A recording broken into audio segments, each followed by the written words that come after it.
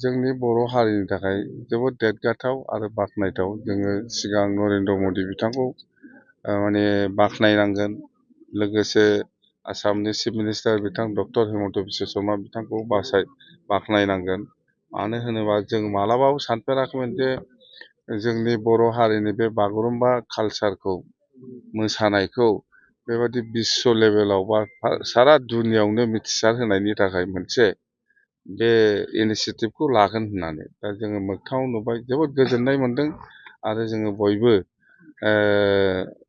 बाख्नायदों आरो thank you होदों जे डक्टर हिमन्त बिश्व शर्मा बिथांखौ, आसामनि चिफ मिनिस्टार, आरो नरेन्द्र मदि बिथां, भारतनि प्राइम मिनिस्टार बिथांखौ। आरो बेबादि निस्सय आसाम सरकारा गोबां एजेन्डा दङ, गासिबो जाथि जन'गोष्ठिफोरखौ लानानै बोरै जौगाखांहोलांनो, बेनि मोनसे मोनसे स्टेप।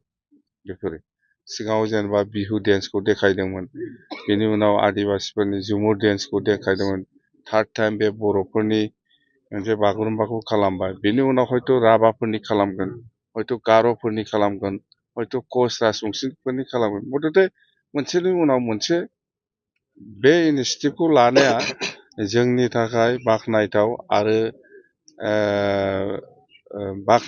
आरो जों बेखायनो जोङो धन्यबाद होयो।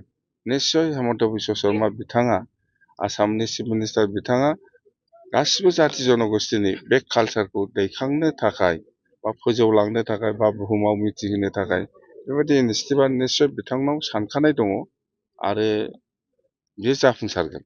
Thank you.